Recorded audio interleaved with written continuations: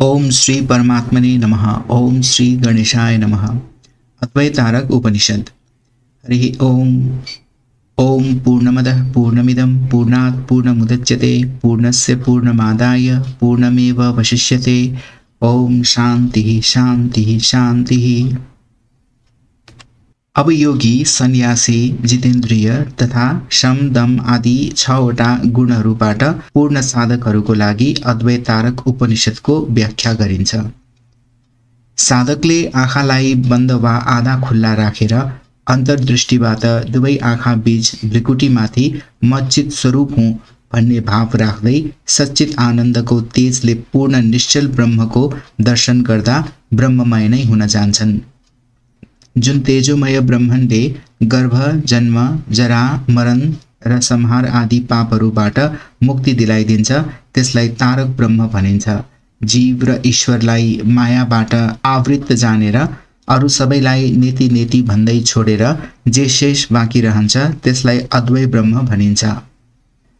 त्यो तेजोमय परब्रह्मको सिद्धिको लागि 3वटा लक्ष्यको अनुसन्धान गर्नुपर्ने नै कर्तव्य हो। अन्तर्लक्ष्य। शरीरको बीचमा सुषुम्ना नामको ब्रह्मनाडी पूर्ण चन्द्रमा जस्तो प्रकाशमान छ।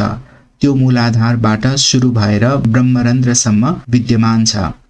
त्यो नाडीको बीचमा करोडौं विद्युत जस्तो तेजोमयी र कमलको तन्तु जस्तो सूक्ष्म कुण्डलिनी शक्ति प्रसिद्ध छ। त्यो शक्तिलाई मनबाट दर्शन गरेर मनुष्य सबै पापबाट मुक्त भएर मोक्षको अधिकारी बन्दछ। मस्तिष्कको माथि विशेष मण्डलमा निरन्तर रहने प्रकाशलाई तारक ब्रह्मको योगबाट जसले देख्दछ त्यो सिद्ध हुन्छ। दुवै कानको छिद्रलाई तर्जनी औलाको अग्रभागले बन्द गर्दा एउटा फुत्कार जस्तो शब्द सुनिन्छ। त्यसमा मन केन्द्रित गरेर दुई आँखा बीचमा नीलो ज्योतिलाई आन्तरिक दृष्टिले हेर्दा अत्यन्त आनन्दको अनुभूति हुन्छ। यस्तै दर्शन हृदयमा पनि गरिन्छ। यसरी अन्तर्लक्ष्य वा अन्तःकरणमा देखिने लक्षणको अभ्यास मोक्षको अभिलाषा राख्ने साधकले गर्नुपर्छ।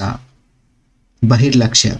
नासिकाको अग्रभागबाट क्रमशः 4, 6, 8, 10 या 12 अङ्गुलको दूरीमा नील व श्याम रङ्ग जस्तो रक्ताभ वर्णको आकाश जो पहिलो सेतो वर्णले युक्त हुन्छ त्यो आकाश तत्त्वलाई जसले निरन्तर हेरिरहन्छ तिनलाई नै वास्तवमा योगी भनिन्छ।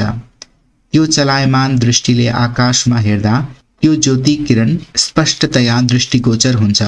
त्यो दिव्य किरणलाई जसले देख्छ त्यो नै योगी बन्दछ। जब दुवै आँखाको कुनामा तप्त सुवर्ण जस्तो ज्योति किरणको दर्शन हुन्छ तब दृष्टि एकाग्र हुन जान्छ। मस्तिष्कको ऊर्ध्वमा लगभग 12 अङ्गुलको दूरीमा ज्योतिको दर्शन गर्नाले योगीले अमृतत्व प्राप्त गर्दछ। जो मनुष्य जुनसुकै स्थलमा स्थित भए पनि शिरको ऊर्ध्वमा आकाश ज्योतिको दर्शन गर्दछ तिनलाई नै पूर्ण योगी भनिन्छ। मध्यलक्ष्य। जो प्रातःकालको समयमा चित्रादि वर्णले युक्त अखण्ड सूर्यको चक्रवत अग्निको ज्वाला जस्तै तथा त्योबाट विहीन अन्तरिक्षलाई देख्दछ त्यही आकार सदृश भएर प्रतिष्ठित हुन्छ। त्यसको दर्शन मात्रबाट साधक गुणरहित आकाश रूप हुन जान्छ। प्रकाशित हुने तारागणले प्रकाशमान एवं प्रातःकालको अँध्यारो जस्तै परमाकाश हुन्छ।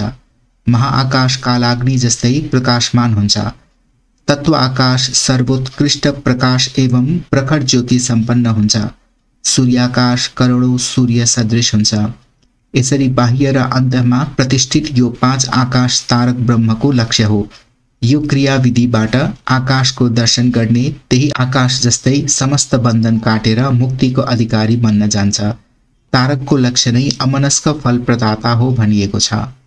यो तारक योगको 2 विधि हुन्छ। पहिलो पूर्वार्धलाई तारक र दोस्रो उत्तरार्धलाई अमनस्क वा मनको शून्यता भनिन्छ। हामी आँखाको पुतलीबाट सूर्य र चन्द्रको दर्शन गर्दछौँ।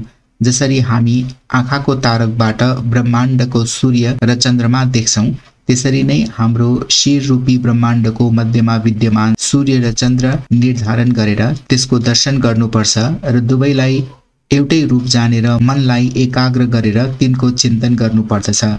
किनकि यदि मनलाई यो भावले ओतप्रोत गरिएन भने सबै इन्द्रिय विषयहरूमै प्रवृत्त हुन थाल्दछ। यसरी योगी वा साधकले आफूमा अन्तर्हित दृष्टिबाट तारकको निरन्तर अनुसन्धान गरिरहनु पर्दछ। यो तारकको दुई विधि हुन्छ, प्रथम मूर्त र दोस्रो अमूर्त। जो इन्द्रियको अन्त मनमा छ त्यो मूर्त तारक हो र जो दुई भ्रिकुटी बाहिर छ त्यो अमूर्त हो। आन्तरिक पदार्थको विवेचनमा सर्वत्र मनलाई एकाग्र गरेर अभ्यास गरिराख्नु पर्दछ। सात्विक दर्शनबाट युक्त मनबाट आफ्नो अन्तःकरणमा निरीक्षण गर्नाले दुईटै तारकको ऊर्ध्व भागमा सच्चिदानन्दमय ज्योति रूप परब्रह्मको दर्शन हुन्छ। यसबाट थाहा हुन्छ कि ब्रह्म शुक्ल शुभ्र तेज स्वरूप छ। ब्रह्मलाई नेत्रको अन्तर्दृष्टिले हेरेर जान्नु पर्दछ। अमूर्त तारक पनि यही विधिबाट मनसँग संयुक्त नेत्रबाट ज्ञात हुन्छ। रूपको दर्शनको लागि मन नेत्रमा भर पर्दछ र बाहिर जस्तै अन्तमा पनि रूप ग्रहणको काम यही दुईबाट सम्पन्न हुन्छ। त्यसैले मन सहित नेत्रद्वारा नै तारक प्रकाशित हुन्छ। जो मनुष्यले आफ्नो आन्तरिक दृष्टिबाट दुवै भ्रिकुटीबाट थोरै माथिको भागमा स्थित तेजोमय प्रकाशको दर्शन गर्दछ त्यो तारक योगी बन्दछ। मनबाट प्रयत्नपूर्वक दुईटै भ्रिकुटीलाई केही उचाइमा स्थित गर्नुलाई तारकको पूर्वार्ध योग भनिन्छ। दोस्रो उत्तरार्ध योगलाई अमूर्त भनिन्छ। तालो मूलदेखि ऊर्ध्व भागमा महान ज्योति किरण मण्डल स्थित छ। त्यसैको ध्यान योगीहरूको लक्ष्य हुन्छ। त्यसैबाट अनिमा आदि सिद्धिहरू प्राप्त हुन्छ। योगी साधकको अन्तर र बाह्य लक्ष्य हेर्ने सामर्थ्य भएको दृष्टि जब स्थिर हुन्छ तब त्यो स्थितिलाई शाम्भवी मुद्रा भनिन्छ। यो मुद्राबाट ओतप्रोत ज्ञानी पुरुषको निवास स्थल अत्यन्त पवित्र मानिन्छ र सबै लोकहरू उसको दृष्टि मात्रले पनि पवित्र हुन जान्छन्। जसले यस्तो परम योगीको पूजा गर्छन् त्यसले उसलाई प्राप्त गर्दै मुक्तिको अधिकारी बन्न जान्छ। अन्तर्लक्ष्य उज्जवल शुभ्र ज्योतिको रूपमा हुँदै जान्छ। परम सद्गुरुको ज्ञान प्राप्त भएपछि सहस्रदल कमलमा स्थित उज्जवल ज्योति वा बुद्धि गुहामा स्थित ज्योति वा 16 कलाको अन्तमा विद्यमान तुरीय चैतन्य स्वरूप अन्तर्लक्ष्य हुन जान्छ। यही दर्शन नै सदाचारको मूल हो। वेद ज्ञानले सम्पन्न श्रेष्ठ आचरण भएको विष्णुको भक्त मत्सर जस्ता विकारहरूबाट रहित योगको ज्ञाता योग प्रति निष्ठा राख्ने योगात्मा पवित्रताले युक्त गुरु भक्त परमात्माको प्राप्तिको लागि विशेष रूपले संलग्न रहने यो सबै लक्ष्यहरूबाट सम्पन्न पुरुषलाई नै गुरु रूपमा अभिहित गरिन्छ। गु अक्षरको अर्थ अन्धकार हुन्छ र रु अक्षरको अर्थ अन्धकारलाई रोक्न सक्ने भन्ने बुझिन्छ। अज्ञान वा अन्धकारलाई हटाउन सक्नेलाई नै गुरु भनिन्छ। गुरु नै परब्रह्म परमात्मा हुन्। गुरु नै श्रेष्ठ गति हुन्। गुरु नै पराविद्या हुन् र गुरु नै उत्तम आश्रय हुन्। गुरु नै पराकाष्ठा हुन्। गुरु नै श्रेष्ठ धन हुन्। जसले श्रेष्ठ उपदेश गर्दछ यही नै गुरु भन्दा गुरुतर अथवा श्रेष्ठ भन्दा श्रेष्ठ गुरु हो। यसरी बुझ्नु पर्दछ। जो मनुष्यले एकपल्ट यो उपनिषदको पाठ गर्छ उसको संसार सागरबाट निवृत्ति हुन्छ। सबै जन्मको पापहरू त्यही बेला नष्ट हुन्छन् र सबै इच्छा आकांक्षाहरू पूरा हुन्छन्। सबै पुरुषार्थ सिद्ध हुन्छ।